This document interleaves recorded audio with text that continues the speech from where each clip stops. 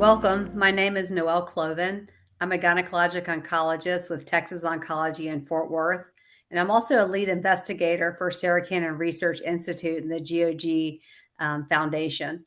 Today, I'm honored, and it's an honor and a privilege to be joined by my patient and also friend, Susan, who is an endometrial cancer survivor. Um, you may not know, but last year was the first year that the number of deaths from endometrial cancer has exceeded the number of deaths in women with ovarian cancer in the United States. So with this has come new breakthroughs and changes in the treatment landscape. And a lot of this is based on a better understanding that we have of endometrial cancer as an individual disease. We know more now about the molecular subtypes of endometrial cancer, and this has led us to improve outcomes and allow patients to have access to new treatments. The IGCS Conversations Beyond the Clinic series features gynecologic cancer patients discussing aspects of their treatment with their doctor and how they navigated the course of treatment together. Today, Susan and I will discuss her experience on the Siendo trial. By highlighting her care experience, the collaborative effort of her medical teams, and our patient-centered approach, we hope to inspire hope and offer guidance for those facing similar challenges. Susan, thank you for joining me today and being willing to share your journey and being a powerful advocate for endometrial cancer in clinical trials. Let's start with you telling us a little bit about yourself and background and how you got here today. Okay. Well, my name is Susan Rogers, and I've lived in Fort Worth, Texas my whole life. I'm recently retired as of 4 years ago. I worked at the UNT Health Science Center. I was an admin coordinator in the graduate program. Really enjoyed it. I really enjoyed being in the medical field. I have two doctor brothers, and I love life, love Jesus, and just always enjoy each day to the fullest. And I'm married. I don't have any children, but I have a big family. So that's a little bit about myself. Yeah, it sounds like you have a wonderful life. So I've I really do. enjoyed getting to know you over the years. It's been I mean every time you come in, we just have such good conversation. So Yes. would you mind telling us a little bit about how this cancer diagnosis came about, your symptoms, and what happened, and how we came to know each other, I guess, for the first time? Yes. So it was in 2019, I went to my well woman exam like I do every year. I had a pap smear and they found something a little bit abnormal. So I went back in and they did another test. I don't remember what it was, but the machine was broken. So I had to go back and then it worked. And then they found something else that was odd. So I went to your office, to Texas Oncology, and met with you. And then I think maybe we did a CT scan and found some abnormal things. And then I had a complete hysterectomy, and the cancer was all gone. Oh, up until that point, I never did have any pain and never felt like anything was wrong. So it was kind of a surprise. But the hysterectomy got everything, and everything was normal. And that was in August of 2019. And then 2020 was pretty normal, well, except COVID. Yeah. And then 2021, my upper abdomen started hurting real bad. I thought it might be my colon or something. So I went in, had a colonoscopy. That was clear.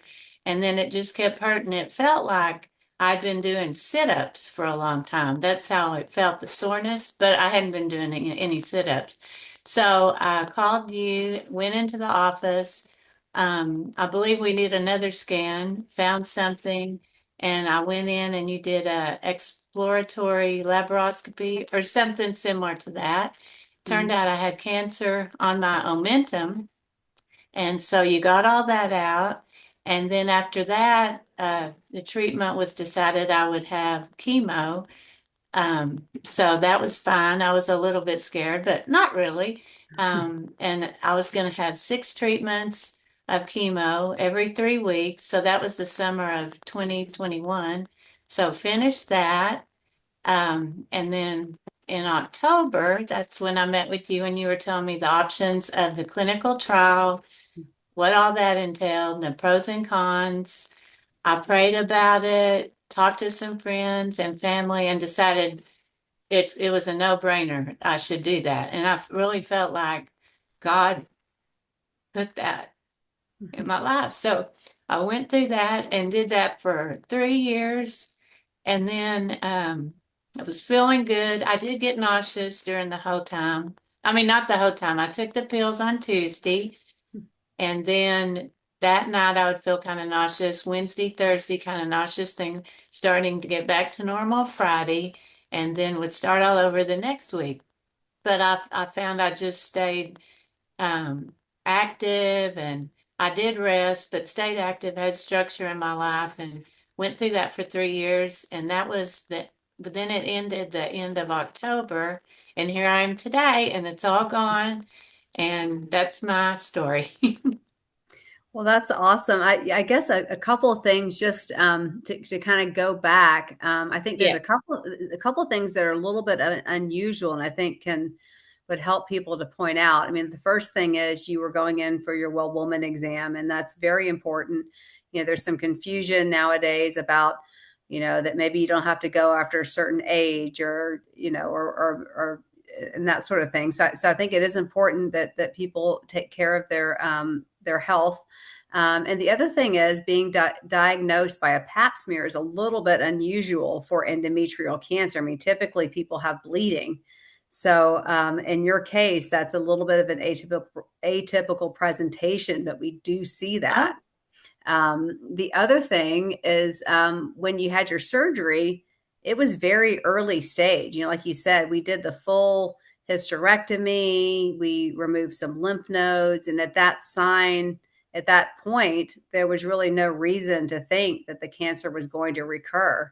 right. And, Right. you know, that really reinforces the importance of cancer follow up and also being aware of your body and reporting symptoms. So you said, you know, you noticed there was something was wrong, and so you came back in, and we did the scan and the workup.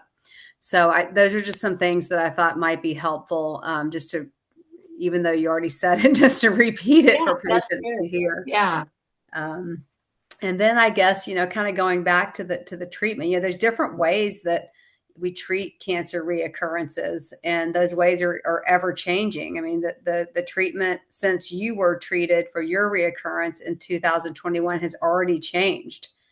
You know, we gave you chemotherapy at that point, but you know, since that time we've done clinical trials, and now we probably would have given you immunotherapy with the chemotherapy. um, Oh, but at that time, that was our best treatment that we had. And you know, the question of whether or not to go on a clinical trial, you know, we work really hard to have clinical trials available for our patients locally, so they don't have to travel. You know, we like people to be able to be on a trial closer to their home. And this particular trial, the question was, once you've had treatment for cancer and you're in remission, which you were, is there a benefit to doing anything else at that point? Okay, and we call that maintenance therapy. I mean, that's your understanding, correct? yes. Yeah. Yes. And I remember we talked about that, and I asked you, and I said, okay, well, you know, we've got this trial. You know, right now there's no maintenance therapy that is FDA approved for endometrial cancer, although there is maintenance therapy for ovarian cancer that we use, and there's maintenance therapy for breast cancer and a number of other cancers. But right now it was investigational. And so we talked about this potential trial, and the trial was looking at a pill that we give to women with endometrial cancer who are in remission to see if by giving this pill, it would help prevent the cancer from coming back, or at least prevent it from coming back as quickly. Those were what we were looking at. And we were also looking at quality of life and the side effects. So one thing about this trial was that the way clinical trials are designed is that some trials are what are called randomized, which means that half the patients get a drug and the other half get a placebo. And I wonder Yeah. how did you feel about that, knowing that you might get a placebo as part of your treatment?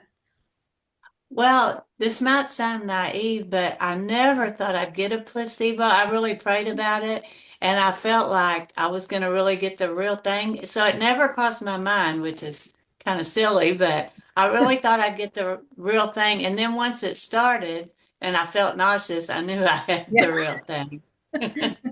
that is So true. that was, A lot of yeah, times we do know. We at least we all think we know, right? yeah. And so I thought if I'm not getting the real thing, I sure am making myself feel bad. So, but Right. it worked out. Yeah, I never really thought that I'd get the placebo.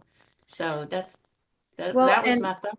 and even as a physician, I think about that. I say, well, how do I feel about giving a placebo? But in a case where a patient is in remission, so your cancer, there was no sign of your cancer at the end of chemotherapy, the scans and your exam, and you were feeling good. So, you know, it really makes sense to know, especially with the side effects that you have with taking a pill, is it better than doing nothing?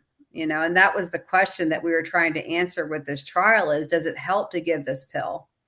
Now, how do you feel? So compared to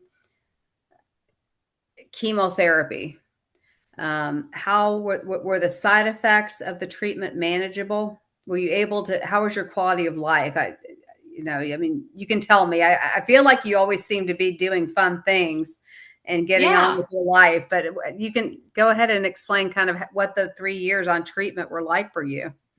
Okay. I just really kept structure in my life, and I had certain things I did during the week, and usually I scheduled everything around those 3 days, like Tuesday through Thursday. I didn't do too much. I just pretty much stayed around the house. Although sometimes I would go do activities and stuff and just ignore the nausea, but it wasn't too bad. I took some on Dancitron Hmm. and olanzapine at night, so that really helped. And it made me tired, so I was always a little bit tired. But I just kept on with my regular life and just kind of ignored it. And then towards the end of 3 years, though, I was really getting tired of it. But I just found myself, I just kept going and kept scheduling things and it wasn't too bad. It was just nauseous. I'll kind of compare it to like if you were at an amusement park and you rode the tilt-a-whirl or something, and you get off and you're a little dizzy and just kind of nauseous, kind of like that.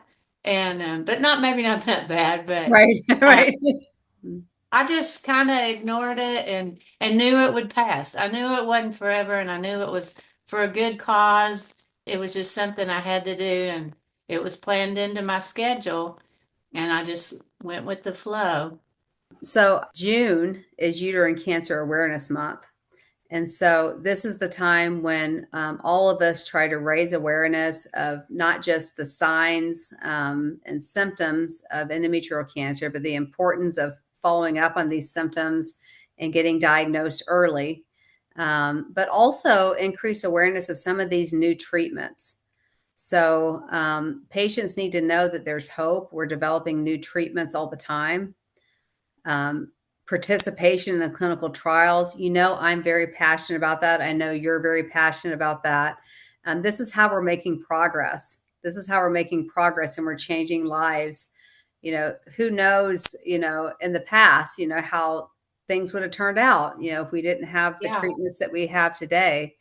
And I know, I've been doing this for a long time, over 20 years, and I've seen the difference. In the past, once someone was diagnosed with recurrent cancer, usually it would come back very quickly after that. So this is something that I love to see, somebody in a prolonged remission because of science.